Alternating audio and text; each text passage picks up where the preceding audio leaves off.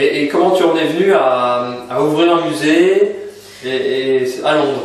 5 ans plus tard, ouais, bah 2008. 2008, depuis Mélange, ça a été fabriquer une ligne de produits qui, je me concentre principalement sur des barres chocolatées avec beaucoup de saveurs différentes.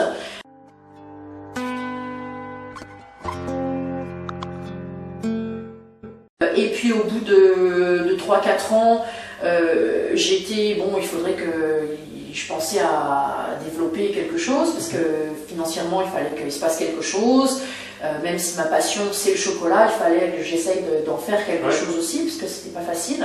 Et puis donc pareil, en cherchant une nouvelle aventure et en gardant surtout le sujet du chocolat, j'ai eu cette idée du musée et je me suis dit ben voilà, un musée c'est quand même le plus beau des produits finalement. Donc ça a été comme ça que ça a commencé, et puis il a fallu trouver un espace qui corresponde à ça, il a fallu trouver des objets. J'ai bien mis... bon, cette idée elle a dû arriver au bout de 3 ans, donc vers les années 2010-11 à peu près, 2011. Et j'ai bien mis encore derrière un autre 1 an et demi pour trouver assez d'objets. Ouais, parce que c'est vrai que les objets, c'est pas toujours facile à trouver, les objets anciens, etc. Surtout en Angleterre. Surtout en Angleterre, c'est ce que je voulais dire. Donc quelques objets qui viennent quand même d'une famille depuis les années, qui ont commencé à faire du chocolat depuis les années 1870, donc vraiment au tout début du chocolat, considérant que on a commencé à faire du chocolat vraiment de la manière dont on consomme aujourd'hui vers les années 1840 et quelques. Donc vraiment au tout début du chocolat, une famille de Bristol qui m'a légué donc tout son équipement, donc ça a été un ajout considérable à la collection. Beaucoup de moules anciens en métal, beaucoup de tasses, des pictures, des images, tout ça. Voilà. C'est normal, hein. Elle parle un peu anglais, donc il n'y a pas de souci, mais c'est normal, on est en Angleterre, donc elle a ses réflexes, il n'y a aucun problème. Il y a des mots que j'oublie, je suis désolée. Non, mais j'ai des équivalents. Bon, ceux qui ont des notions, ils comprendront un peu. C'est vrai, mais pardon.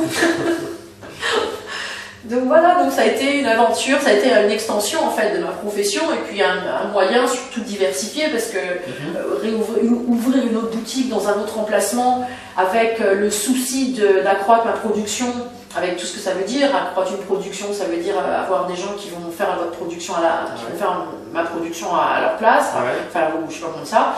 Et donc avec justement peut-être une perte de qualité, une perte de contrôle. Donc c'est pas ce que j'ai voulu faire. J'ai pas voulu accroître ma production, j'ai voulu diversifier. Et finalement, voilà, faire que Mélange puisse faire autre chose sans avoir ce souci de perte de qualité. Donc ça a été essentiel. Et puis surtout le musée, ce qui est important ici, c'est que même si j'ai une partie des produits évidemment qui sont Mélange, je vends aussi beaucoup d'autres produits, d'autres artisans, pour justement représenter l'industrie du chocolat.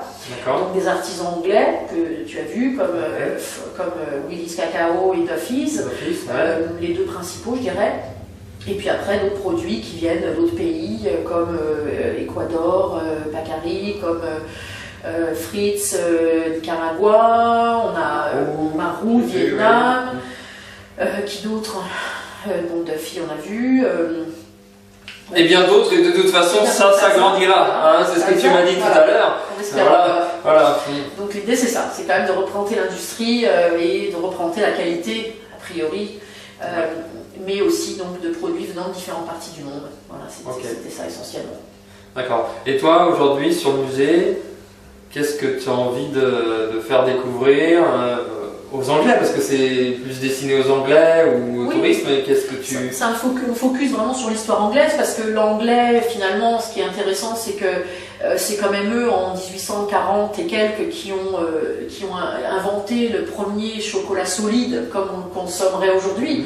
Pas la même qualité, mais le concept du chocolat solide, la barre, c'était quand même Fry qui l'a créé. Fry s'étant fait racheter par Cadbury à l'époque, qui aujourd'hui qui a constitué la majeure partie du chocolat anglais depuis les 50 dernières années.